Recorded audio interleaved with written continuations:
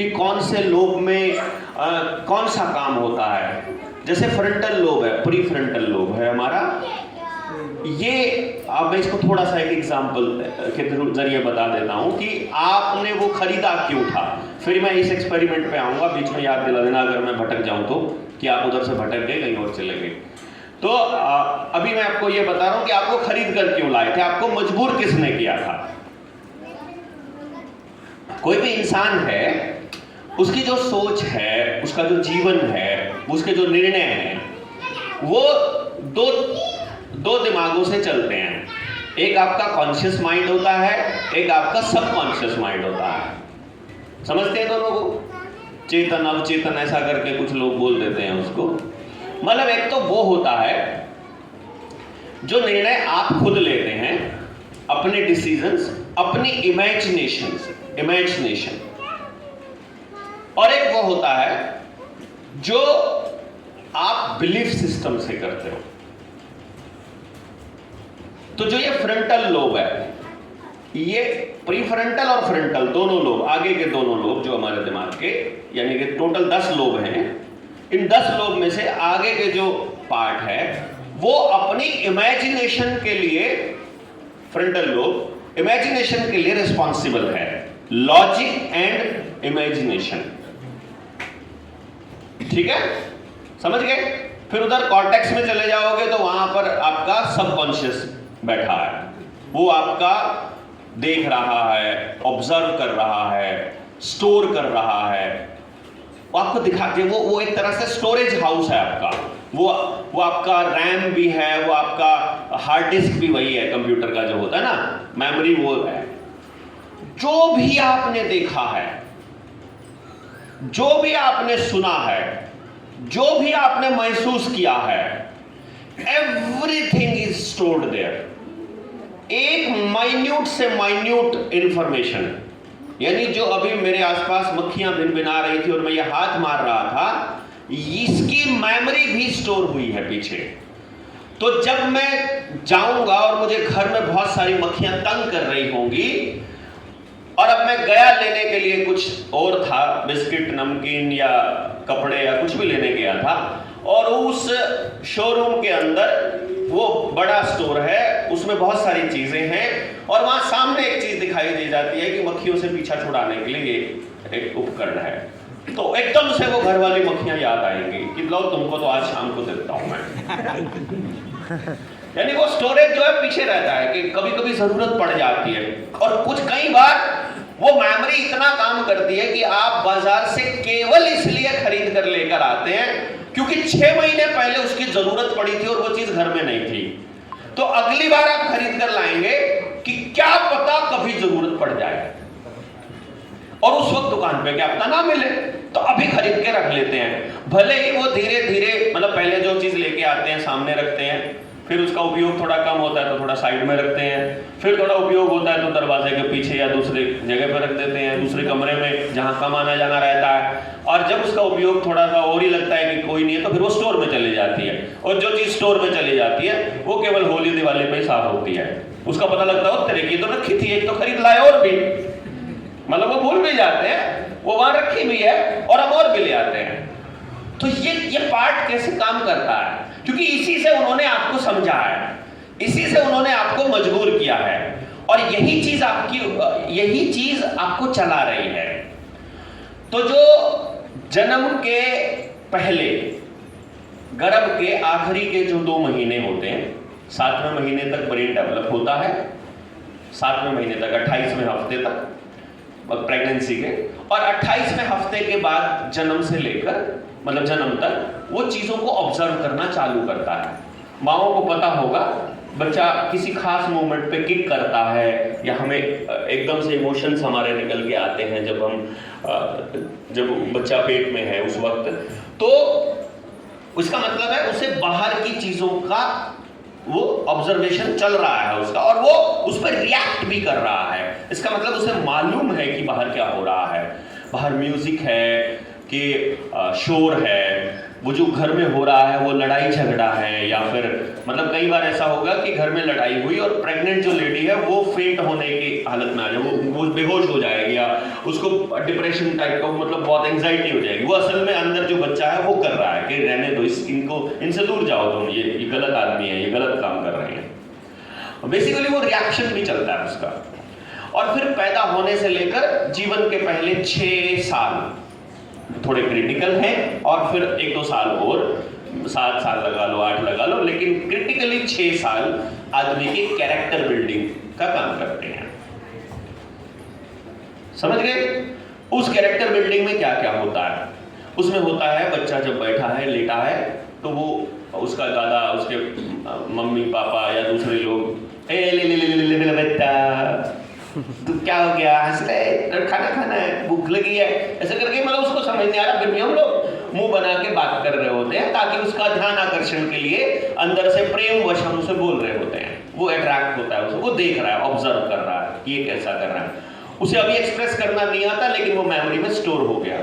क्योंकि जब आपने कभी बच्चा पहली बार देखोगे तो आप अपने आप मुंह से निकलेगा, मतलब ये नहीं निकलेगा कि बच्चा बड़ा प्यारा, अंदर से एकदम खुशी ही आएगी, वो ऑटोमेटिक है। मतलब आप कोई प्रयास नहीं कर रहे हो, आपको किसी ने सिखाया नहीं है, आपको किसी ने ट्रेनिंग नहीं दी है कि खाना बनाने की तरह आपको ट्रेनिंग मिली हो या साइकिल चलाने की तरह आपको सिखाया हो, सिखाया नहीं ना, नहीं। मतलब बच्चे को कैसे पकड़ा है आपने, पकड़ना कैसे, वो सब ऑलरेडी। कोई चीज खानी है, बच्चे के मुंह पे कोई चीज हाथ में दे दो, वो चुप अपने आप हाथ में ले जाएगा, है ना, मतलब मुंह में ले जाएगा।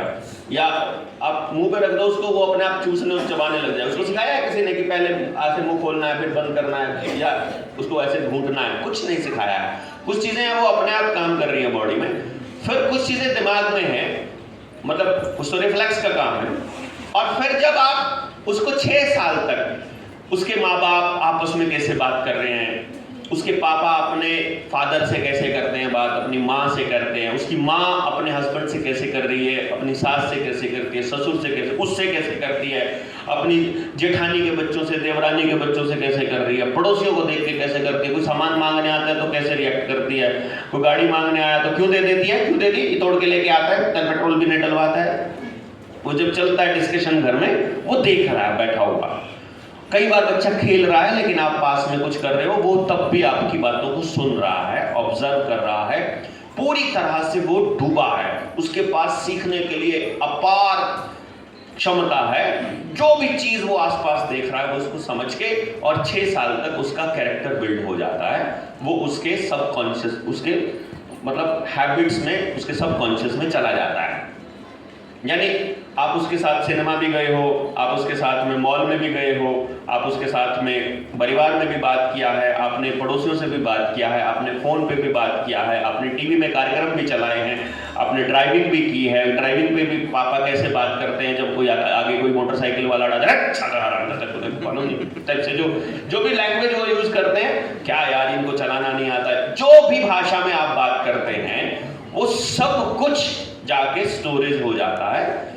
और किसी चीज पर आप कैसे रिएक्ट कर रहे हैं वो सब भी, तो वहां से वो एक निर्णय ले लेता है कि मुझे अपने जीवन में निर्णय कैसे लेने हैं। और बड़ा होने के बाद उसके सारे के सारे निर्णय अगर मैं कैलकुलेट करूं और देखूं तो केवल 5% निर्णय ऐसे होते हैं जो उसकी इमेजिनेशन से उसके निर्णय होते हैं। बाकी के 95% डिसीजंस उसने जो देखा, जो समझा, जो आसपास हो रहा है उससे प्रभावित होते हैं। उसको कोई चीज अच्छी लगी तो वही लेने का जी करेगा, वैसा ही बनने का जी करेगा। उसको कोई चीज बुरी लगी तो मतलब उसके बारे में क्रिटिसिज्म या दूसरा एंगल जाएगा। इसका अर्थ क्या हुआ कि ये समझ लिया साइकोलॉजिस्ट ने कि पूरी की पूरी जनरेशन को अगर अपने हिसाब से चलाना है तो उनके बिलीफ सिस्टम में डाल दो, पढ़ना लिखना बहुत जरूरी है, इसके बिना जीना संभव नहीं, कंपटीशन बहुत है, हमको बहुत मेहनत करनी पड़ेगी, हमको बहुत संघर्ष करना पड़ेगा, हमको बहुत सारे चीज़ें अचीव करनी है, हमको सबसे आगे निकलना है, हमारा भी कोई अस्तित्व है, हमको अपने आप को साबित करना है, हम किसी से कम नहीं हैं, हमें ये करना है, ये अचीव करना है, जिंदगी के गोल होने चाहिए, वो गोल हमको ऐसे प्राप्त करने हैं, उसके लिए हमें बहुत सारा त्याग करना पड़ेगा, हमको नींद त्यागनी पड़ेगी, परिवार त्यागना पड़ेगा, घर त्यागना पड़ेगा, सेहत त्यागनी पड़ेगी, अच्छी अच्छी चीजें सारी त्यागनी पड़ेगी और गंदगी लेनी पड़ेगी। ये सारा कुछ आपको सिखाया जाता है।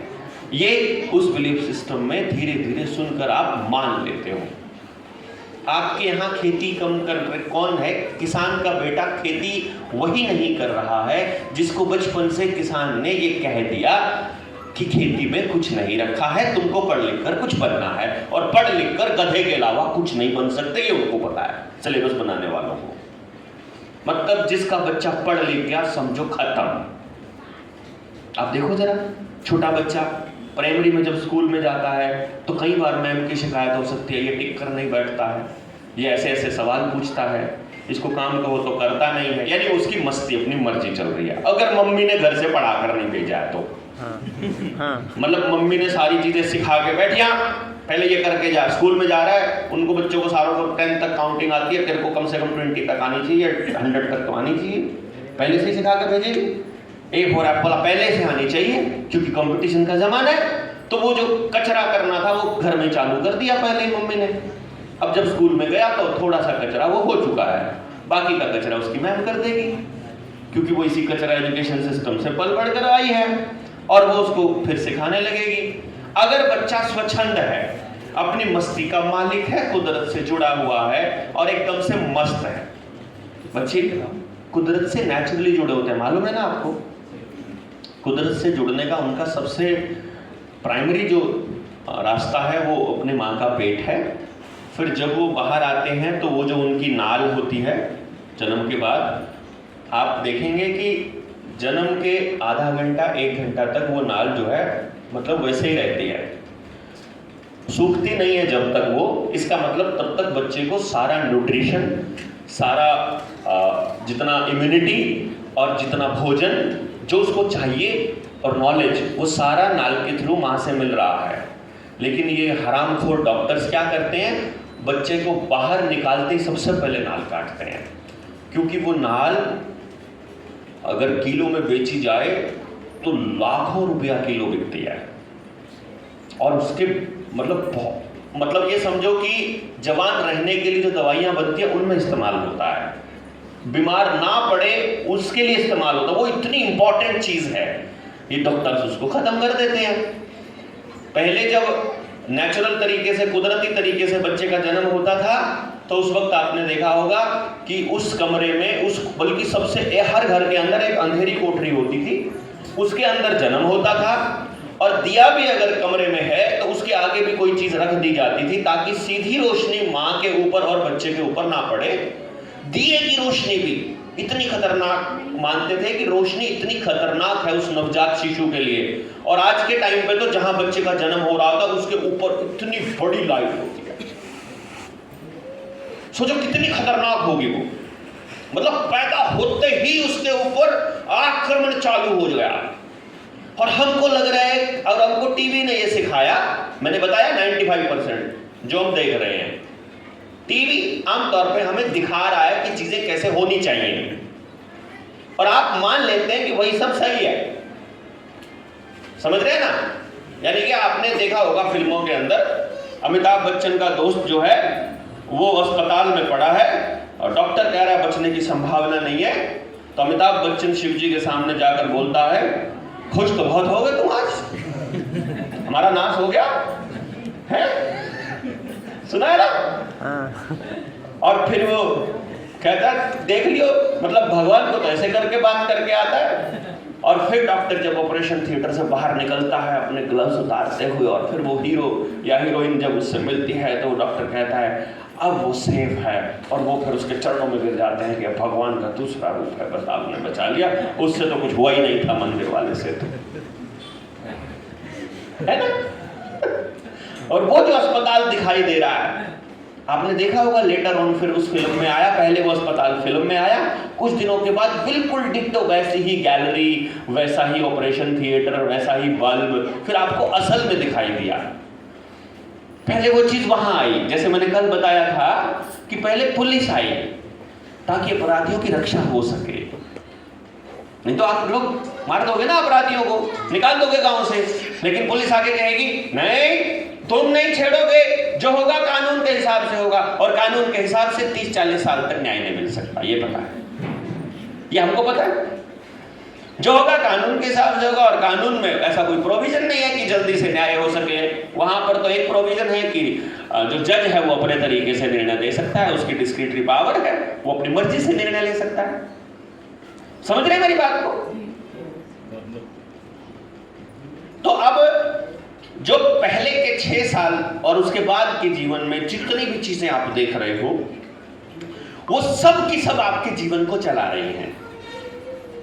तो अब आप ये देखो कि आप जो देख रहे हो वो आपके पुरखों का बनाया हुआ है या किसी कंपनी का बनाया हुआ है, ये आपको ऑब्जर्व करना है। जब यहां से जाएंगे आप ट्रेनिंग के बाद, तो आपको चीजें दिखाई देंगी, ये वाली चीज नेता कह रहा है, ये वाली चीज अभिनेता कह रहा है, ये वाली चीज कोई कंपनी की एडवर्टाइजमेंट कह रही है, ये वाली चीज टीवी में आ रही है, ये पोस्टर में है, ये बैनर में है, ये सरकार कह रही है, ये उद्योगपति कह रहा है, ये कौन कह रहा है, आप क्या कह रहे हो ये किसी को पता नहीं। आपके पुरखे क्या कहते थे वो नॉलेज आपके पास नहीं, उनका बताया हुआ कुछ आपके पास स्टोर नहीं, उनका लिखा हुआ कुछ आपके पास है नहीं। तो आप जिंदा कैसे रहोगे, आप कैसे चलोगे, ये आपको कौन बता रहा है? कंपनी, कोई और, वो कोई भी हो सकता है। और वो सब के सब जो भी उसको बता रहे हैं, टीवी है, बैनर है, रेडियो है, एफएम है, आपका मोबाइल है, सिनेमा है, नेटफ्लिक्स है, प्राइम वीडियो है, फिल्में हैं, नाटक है, नौटंकी है, जो भी बता रहा है उस सब को फंडिंग कहां से मिल रही है? कंपनी से, कॉरपोरेशन से। इसका मतलब आप किसके हिसाब से चल रहे हैं? कंपनी के, कॉरपोरेशंस के हिसाब से। This is a scientifically proven fact कि आपके 95% डिसीजंस आपके सबकॉन्शियस माइंड से आते हैं, और सबकॉन्शियस माइंड इस बात पर डिसीजन लेता है कि आसपास क्या चल रहा है। तो आपके आसपास जो चल रहा है वो कुछ भी आपके लिए नहीं चल रहा है, वो प्रॉफिट के लिए चल रहा है, वो पावर के लिए चल रहा है, वो डोमिनेशन के लिए चल रहा है, वो पैसे के। ऐसे ही हो रहा होगा? गलत कह रहा हूं क्या? नहीं। हाँ जी। अब इस चीज को आपको समझना है कि यार ये तो गड़बड़ हो गई। जो मैं स्कूल की बात बता रहा था कि ये पढ़ाई को कचरा मैंने क्यों कहा, मैंने उन टीचर्स को कचरा क्यों कहा, क्योंकि एक तो सिलेबस जो बनाने वाले वो आप नहीं हो, ये आपने तय नहीं किया, आपके गांव ने तय नहीं किया कि सिलेबस कैसे बनेगा, और बच्चा जब बड़ा होगा तो उससे क्या होगा।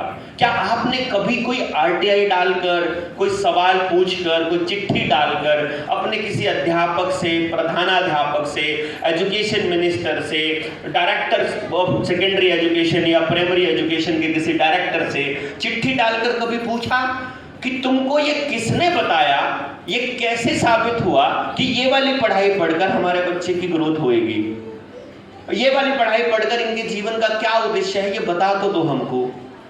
अगर आपकी पढ़ाई हुई पढ़ाई से जो बच्चे को रिजल्ट मिल रहे हैं, जो उसके नंबर आ रहे हैं, जो उसका सर्टिफिकेट बन रहा है, जो भी उसको मिल रहा है, उससे यदि 99.9% बच्चों को बेरोजगार ही रहना है, तो फिर क्यों पढ़ाएं फिर हम अपने बच्चे को उस सिस्टम के अंदर? अगर उस सिस्टम में पूरी दुनिया से अलग रहने का ज्ञान दिया जा रहा है, समझ वो दी जा रही है कि तुमको सबसे आगे जाना है, तो क्या हमें ये सब करना चाहिए? बताइए जरा। लेकिन क्या करना चाहिए वो हमको नहीं पता है। ये क्या करना चाहिए में गड़बड़ हो जाएगी यदि आपको मैंने बता दिया तो, क्योंकि फिर मुझ में और उस कंपनी में कोई फर्क नहीं रह जाएगा।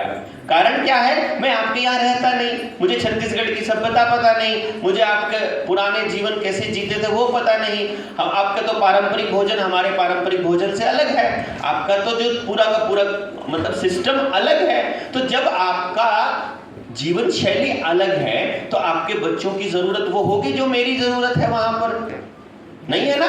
इसका मतलब मैं भी आपको ये नहीं बता सकता कि आपको क्या करना है, मैं आपको ये बता सकता हूं कैसे करना है, मैं आपको ये बता सकता हूं इसका तरीका क्या निकाला जा सकता है, कैसे कैसे लोगों को आगे आना पड़ेगा, कौन कौन इसमें शामिल होंगे, किस तरह की दिक्कतें आएंगी, उन दिक्कतों का निवारण कैसे होगा।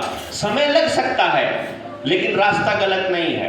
100 की स्पीड पर गलत रास्ते जाने से बढ़िया है कछुए की स्पीड से सही रास्ते चल पड़ो। कभी ना कभी तो स्पीड बढ़ेगी ना, जरूरी है क्या? मतलब भाई ठीक है, मान लिया नहीं काम चलता, मान लिया ऐसे नहीं बनती बात, मान लिया नहीं पॉसिबिलिटी है, मान लेते हैं कि अभी आप मजबूर हैं, लेकिन ये रास्ता गलत है तो पूरे 24 घंटे नहीं इसके लिए काम कर सकते तो 2 घंटे कर लो, 2 घंटे नहीं कर सकते 1 घंटा कर लो, भले ही 15 मिनट कर लो, चिंतन कर लो, बातचीत कर लो, समझा लो, समझ लो, पढ़ लो, देख लो, उसको जाओ तो सही, कुछ तो इस दिशा में करो। ये सोचना जरूरी है कि रास्ता कौन सा सही है। इंपॉर्टेंट है सही रास्ते का पता लगाना और गलत रास्ते को त्यागना। एकदम नहीं त्याग सकते, धीरे धीरे छोड़ देंगे, क्या दिक्कत है? पहले नमक बदल देंगे, फिर बर्तन बदल देंगे, फिर पकाने का तरीका बदल देंगे, फिर पहनने का तरीका बदल देंगे, फिर बात करने का बदल लेंगे, फिर खाने का बदल लेंगे, फिर सामान घर में किस तरह लाने हैं परचेजिंग का बदल लेंगे, फिर किसान बदल लेंगे, अनाज बदल लेंगे, जो जो चीजें संभव है वो पहले कर लेंगे।